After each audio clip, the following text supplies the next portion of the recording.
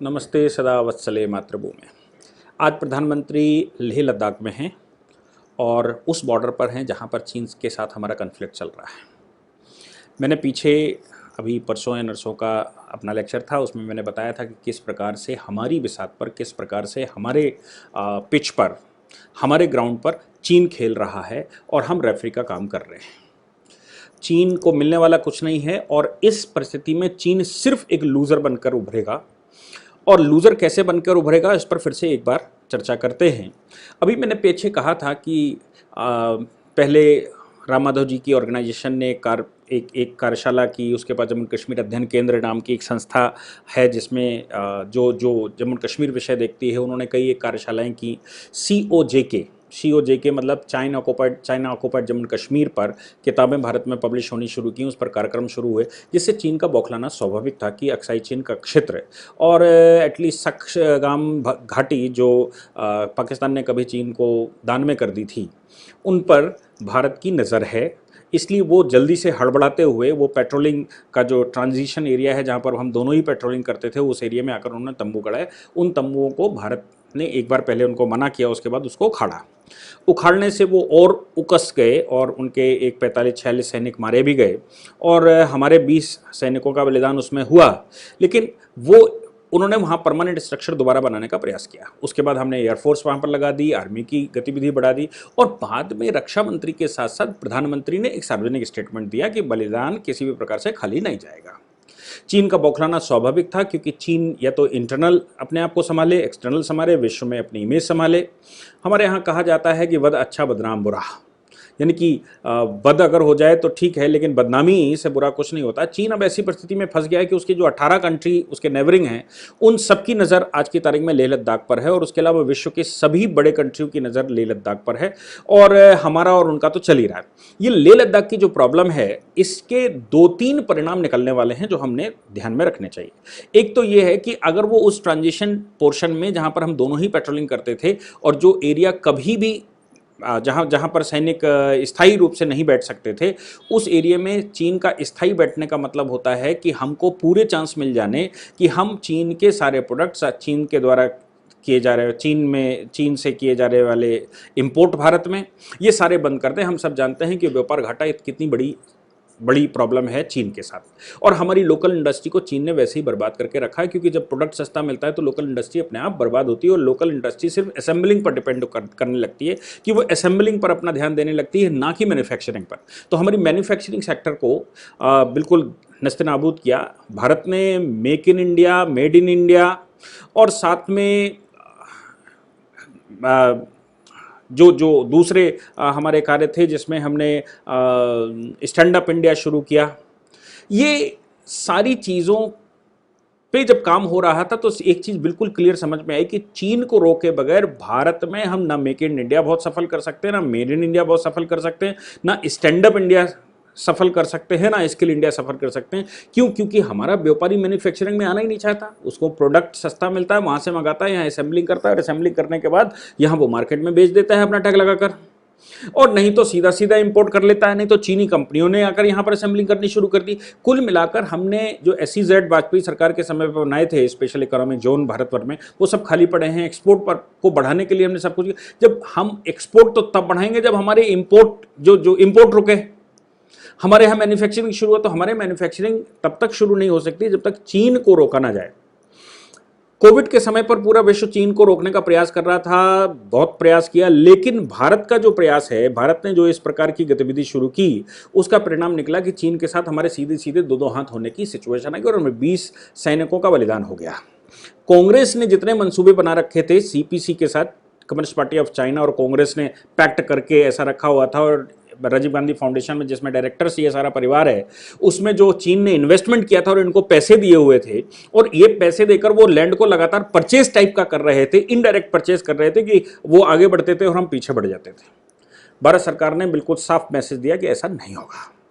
और आज प्रधानमंत्री ने जो विजिट किया, विजिट करने का मतलब हो गया पूरे विश्व को यह सूचना चली जानी, और चीन का उस स्थान से, जैसे बीच बीच में सूचनाएं आती थी कि चीन ने पीछे खसकना शुरू कर दिया है, चीन ने सेनाएं कम करनी शुरू कर दी, जैसे ही ये सूचना आती है वैसे ही भारत की तरफ से कुछ ना कुछ ऐसा हो जाता है कि चीन को सेनाएं बढ़ानी पड़ती है। और आज तो प्रधानमंत्री की विजिट उस एरिया में जहां पर नीमू क्षेत्र में या जो गालवान घाटी के अगल बगल का फ्रंट एरिया है, उस एरिया में प्रधानमंत्री की विजिट, उन सैनिकों के साथ प्रधानमंत्री का मिलना, जो सैनिक उसमें घायल हुए उस कमांड से मिलना, जो कमांड वहां पर लड़ने गई थी उस कमांड से मिलना जो वहां पर काम करती है, ये सिद्ध कर दिया कि एक तो हम अपने देश की चिंता करते हैं, डिप्लोमेटिक पॉलिसी में भी चीन अगर पीछे हटना चाहे तो हटने नहीं देंगे, क्योंकि चीन के वहां रुकने में भारत का लाभ है, चीन के वापस जाने में भारत का लाभ नहीं।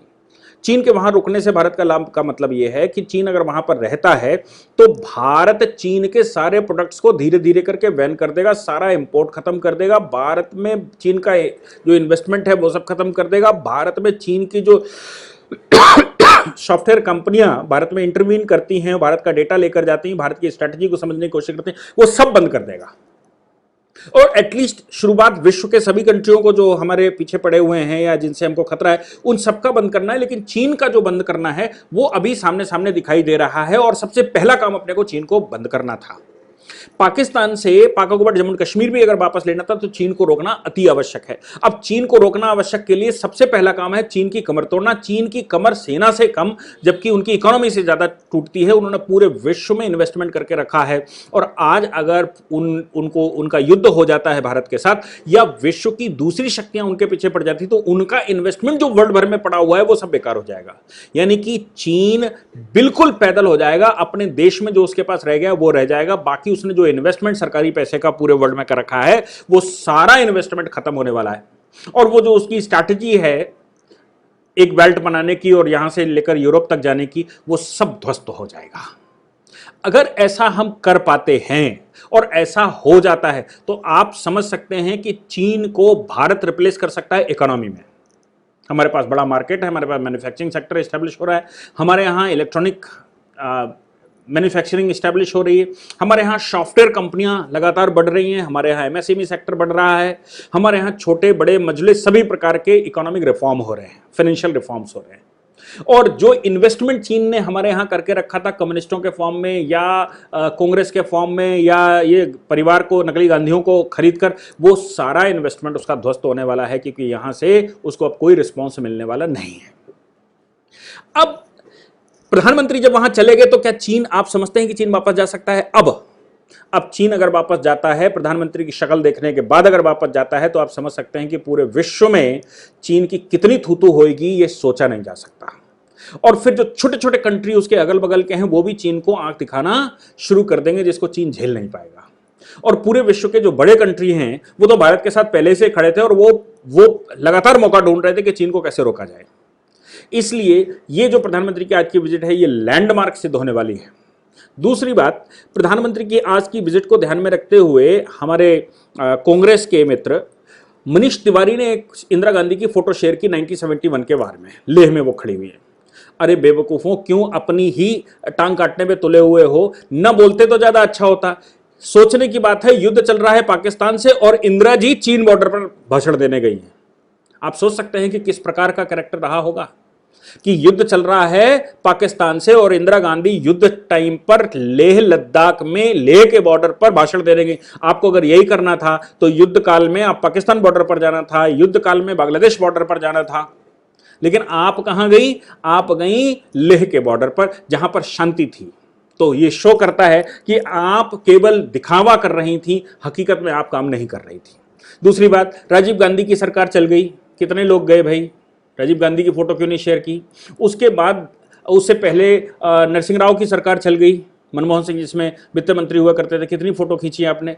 2004 से लेकर 2014 तक चीन ने सबसे ज्यादा इंक्रोचमेंट किया। उस समय आपके प्रधानमंत्री कहां थे या उस समय आपका परिवार कहां था? आप चीन में जाकर सीपीसी साइन कर रहे, सीपीसी में मेमोरेंडम साइन कर रहे थे, लेकिन कभी आप अपने परिवार को लेकर बॉर्डर गए घूमने? अरे घूमने ही चले जाते, केवल वहां फोटो खिंचाने ही चले जाते तो भी पता लगता कि हाँ आप वहां पर गए। प्रधानमंत्री आज के युद्ध के समय पर उस बॉर्डर पर खड़े हैं जहां पर गोलियां चलने की पूरी संभावना है, युद्ध होने की किसी भी समय की संभावना है। इसलिए आप प्रधानमंत्री के आज के दौरे को इंदिरा गांधी के दौरे से अगर कंपेयर करते हैं और फिर आपके ऊपर सवाल और बड़े होंगे और युद्ध काल में इस प्रकार के आप सवाल खड़े करते हैं तो मुझे लगता है कि आप अपनी राजनीति से पूर्ण रूप से समाप्त होने के लिए ही ये सारे कारनामे कर रहे हैं। तीसरा विषय जो मैंने कहा था वो ये है कि प्रियंका जी जिनको हम वियंका कहते हैं। एक तो कमाल की बात यह है कि गांधी परिवार में, ये जो नकली गांधी परिवार है, नेहरू परिवार में जो भी आता है वो गांधी हो जाता है। इतना पावल पवित्र जल है यहाँ का, जो आता है वो गांधी हो जाता है। चाहे वो सोनिया जी आए तो वो भी गांधी हो जाएंगी, प्रियंका जी, लड़की की शादी बाहर हो जाएगी तो वो भी गांधी हो जाएंगे। तो प्रियंका गांधी ना कह के प्रियंका वाड्रा कहना उचित है, क्योंकि ससुराल, जैसा लोगों ने कहा कि सोनिया जी विदेशी नहीं है, अब तो उनकी शादी भारत में हो गई तो वो अब भारत का सरनेम ही अडॉप्ट करेंगी। तो भैया ये फार्मूला मुझे बता दीजिए प्रियंका जी के ऊपर क्यों नहीं लागू होता? प्रियंका जी की शादी वाड्रा से हो गई, क्रिश्चियन से हो गई, तो अब वो क्रिश्चियन कम्युनिटी चर्च में जाए ना। अब वो क्या यहाँ ससुराल की जमीन घेरे पड़ी है? और दूसरी बात, आपको सिक्योरिटी चाहिए। मैं प्रधानमंत्री रहे अटल बिहारी वाजपेयी जी के घर मिलने गया जब वो बीमार थे, यानी कि जब वो रिटायर हो गए और प्रधानमंत्री नहीं रहे, तो मैं उनसे मिलने गया, एवं ही मिलने गया। सब एक बाहर गार्ड खड़ा हुआ था और उस गार्ड से अनुमति लेकर अंदर जो भी वहाँ चीफ था, वो मैनेजमेंट देख रहे थे, उन्होंने 2 मिनट का मेरा इंटरव्यू टाइप लिया, क्यों आए, कैसे आए, और उसके बाद प्रधानमंत्री जी के पास बिठा दिया जाके, पूर्व प्रधानमंत्री के पास। उनको तो सिक्योरिटी की जरूरत नहीं थी। आप मुझे बता दीजिए आपको किस प्रकार की सिक्योरिटी की जरूरत है? कौन से आपने पाप किए हैं? भाई सिक्योरिटी की जरूरत उसको पड़ती है जिसके पास करप्शन का पैसा हो, सिक्योरिटी की जरूरत उसको पड़ती है जिसको बहुत ज्यादा भविष्य में करप्शन करना हो, या सिक्योरिटी की जरूरत उसको पड़ती है जो भविष्य में जिसका करियर बहुत लंबा हो। आप गांधी परिवार को मुझे नहीं समझ में आता कि आपको किस बात की सिक्योरिटी चाहिए, आपको किस प्रकार का सरकारी बंगला चाहिए, आपको क्यों एसपीजी चाहिए? अब आपके पास एक सामान्य सिक्योरिटी है, आप अपने ससुराल में रहिए ना। आपकी मां इटली छोड़कर ससुराल रहने आई, तो आप यहां हिंदुस्तान में मायका छोड़कर ससुराल नहीं जा सकती क्या? अरे मायका छोड़कर ससुराल जाइए, कुछ जगह मायके में खाली रखिए, दूसरी बहुओं को आने दीजिए, वो बहुएं आए तो कुछ यहाँ की राजनीति करें। इसलिए जो सरकार ने निर्णय लिया प्रियंका जी को उनका महल खाली करवाने का, मुझे लगता है कि देश में ट्रू डेमोक्रेसी अब दिखाई दे रही है कि हर व्यक्ति बराबर है। सुप्रीम कोर्ट का जजमेंट आया था जिसमें उसने कहा था आप कोई राजा नहीं, कोई प्रजा नहीं, जब ये प्रीवी पर्स का मामला आया था। और इंदिरा गांधी ने स्वयं कहा था प्रीवी पर्स खत्म करते हुए कि भारत में कोई राजा नहीं, कोई प्रजा नहीं, सब ये डेमोक्रेसी है, यहां पर राजाओं को भी कोई वही अधिकार और कर्तव्य हैं जो आम आदमी के हैं। तो भैया आप मुझे बता दीजिए, जब इंदिरा गांधी जी इस प्रकार की बातें करती थी प्रीवी पर्स खत्म करते समय, तो आपको कौन सा अधिकार है, कौन से कर्तव्य हैं जो आप इस प्रकार से सरकारी बंगले कब्जे करे पड़ी? अरे आप वाड्रा जी के घर जाइए, उनको भी कुछ सुख दीजिए, उनको को भी कुछ आराम दीजिए, तो बड़े प्रसन्न हो जाएंगे कि भैया हमारी पत्नी में हमारे ससुराल में आकर रहती है, हमारे घर में आकर रहती है, मायके में नहीं रहती। नहीं तो उनको घर जमाई बनाकर रखा, उनको भी शर्म नहीं आती, वो घर जमाई बने पड़े हैं और आप उनको घर जमाई बनाए पड़ी हैं। इसलिए मुझे लगता है कि आपको ये सब ध्यान रखना चाहिए। और ये जो इंटरनेशनल पॉलिसी चाइना की है, इसमें एटलीस्ट कांग्रेस को तो चुप ही रहना चाहिए, क्योंकि आपकी वजह से चुशूल की ट्रीटी के अनुसार हम मानसरोवर से आज यहाँ गालवान घाटी पर आ गए हैं। और गलवान घाटी पर हम उस समय, या पेंगोंग झील पर हम उस समय खड़े हुए हैं जहां पर हमको नहीं होना चाहिए था। हमको होना चाहिए था मानसरोवर, मानसरोवर के उस पर उनको होना था, मानसरोवर के इस पर हमने। ये सारी की सारी जो 40,000 किलोमीटर की भूमि है, ये आप 45,000 किलोमीटर की, ये आपके बाप दादे नाना नानी सबने उसको नष्ट किया है। इसलिए आपको तो नैतिक अधिकार नहीं कि आप उस पर बोले। और युद्ध काल में आप जिस प्रकार के सवाल खड़े कर रहे हैं, उससे तो आप देश को ही कमजोर दिखाने की कोशिश कर रहे हैं। ऐसी परिस्थिति में देश आपको कभी माफ नहीं करता। आपकी राजनीति थोड़ी बहुत जो बची थी वो भी आप अपने कर्मों के द्वारा समाप्त कर रहे हैं। जब एयर स्ट्राइक हुआ तब आपने कुछ किया, जब सर्जिकल स्ट्राइक हुआ तब आपने भाषणबाजी करी, सरकार ने नोटबंदी करी तब आपने भाषणबाजी की। सरकार का जो अच्छा स्टेप होता है उस पर आपको बड़ी कष्ट होता है। इसलिए आप अपने कष्टों का निवारण करिए और राजनीति से इस्तीफा देकर किसी और को आने दिए। कांग्रेस में भी बड़े बड़े लीडर्स हैं, कांग्रेस में भी ईमानदार लीडर हो सकते हैं जो आपकी वजह से, आपकी गुलामी करते हुए, आपके तलवे चाटते हुए जो भाषण देते घूमते हैं आपके फेवर में, उनको बेचारों को आने दीजिए ताकि वो अपने देश की राजनीति कर सकें और अपने हिसाब की राजनीति कर सकें। धन्यवाद।